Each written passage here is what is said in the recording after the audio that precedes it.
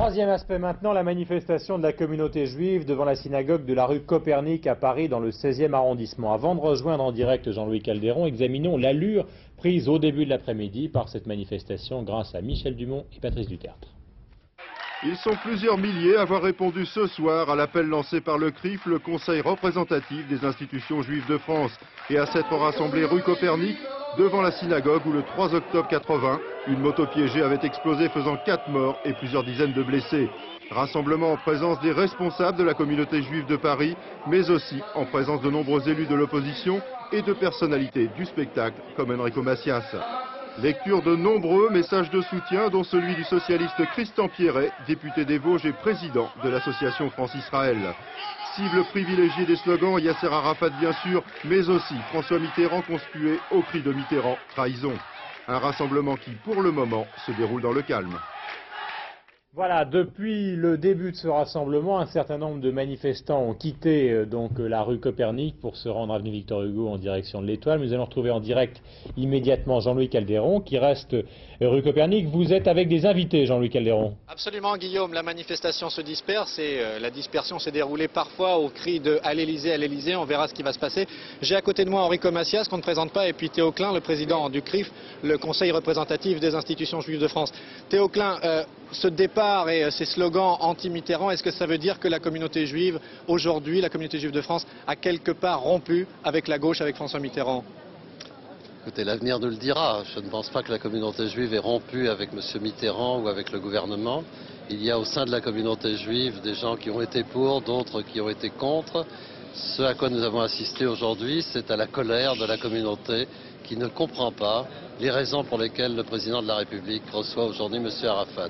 C'est cette colère qui s'est exprimée avec violence, avec spontanéité, parce que c'est une communauté chaleureuse et qui s'exprime dans la rue de cette manière-là.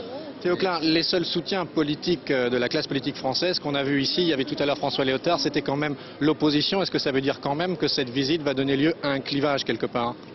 J'espère que non, parce que l'histoire nous enseigne que d'autres étaient prêts à recevoir M. Arafat, le président Giscard d'Estaing en 1974, et d'autres gouvernements de la droite ont eu des rapports avec Arafat et avec le mouvement de l'OLP.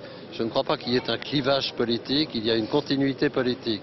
J'en vois la preuve d'ailleurs dans le fait que nous avons demandé au président de la République qu'il y ait un débat public à l'Assemblée nationale et au Sénat. Or, aucune des personnalités politiques de l'opposition n'a repris cette proposition. Ils ne veulent pas, eux non plus, malheureusement, d'un débat, parce que sur le fond, vraisemblablement, ils sont d'accord avec Mitterrand. Enrico Macias, on vous a souvent vu un petit peu partisan de l'œcuménisme, de la paix, du rapprochement. Là, c'est un rapprochement qu'il est impossible d'envisager avec Yasser Arafat pour vous, c'est pour ça que vous êtes là? Exactement, vous avez très bien traduit ma pensée. Je n'ai pas hésité à rencontrer le président Sadat parce que lui, c'était un chef d'État et on respecte toujours un ennemi, un adversaire, même si on s'est entretué. Mais là, on ne serre pas la main et on ne reçoit pas le président d'un État fantôme qui veut absolument substituer cet État palestinien à celui d'Israël. Et moi, je ne suis pas du tout d'accord avec ces thèses-là, du moment que Arafat a les mains tachées du sang des 24 enfants de Mahalot, qui n'ont pas jeté de pierre et qui sont innocents, sont des innocentes victimes, sans compter les sportifs de Munich. Moi, je trouve que la seule solution pour régler le problème au Moyen-Orient, car je crois à un État palestinien, je crois à des droits des gens à vivre dans une patrie reconnue et même au droit d'existence à Israël.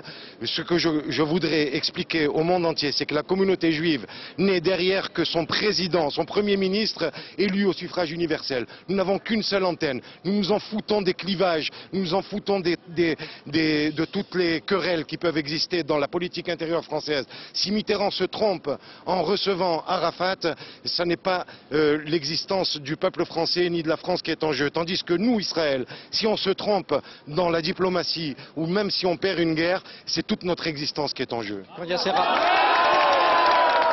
Jean-Louis, merci à vos invités donc en direct dans ce journal.